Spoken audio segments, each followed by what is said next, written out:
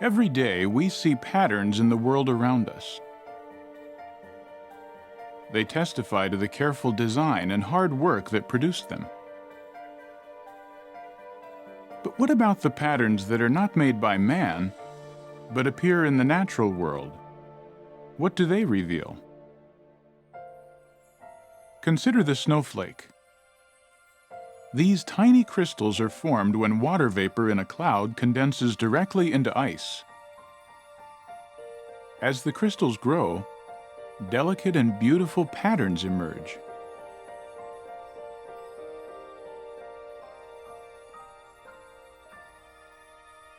Look more closely at the pattern within a single snowflake. The crystalline arms branch, then branch again and again at increasingly smaller sizes. Mathematicians studying this concept of self-similarity use the term fractal to describe a shape that has a consistent, repeated pattern at multiple scales. Where else can fractal patterns be seen in the natural world? Trees can demonstrate a degree of self-similarity. The trunk splits into limbs, which split into branches, then twigs, and so on. We see a similar type of fractal pattern in the leaves of a fern. A different type of pattern, but one that is also a fractal, can be seen in the shell of the chambered nautilus. As it grows, the nautilus builds new, larger chambers and seals off the older, smaller ones that it no longer needs. The result is a spiral that is fractal in nature, maintaining a similar shape as it increases in size.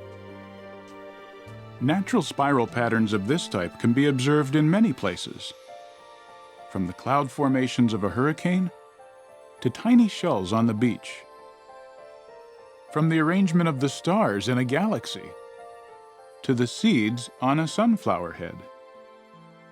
What causes these spiral patterns?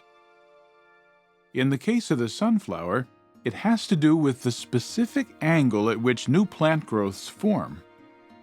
This angle, approximately 137.5 degrees, is sometimes called the golden angle.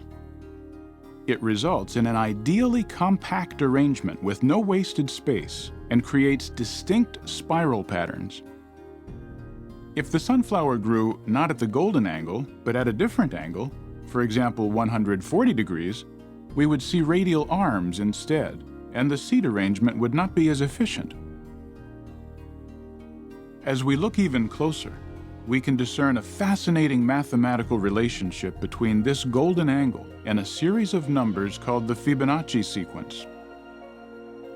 In this progression, each number is determined by adding the previous two numbers together.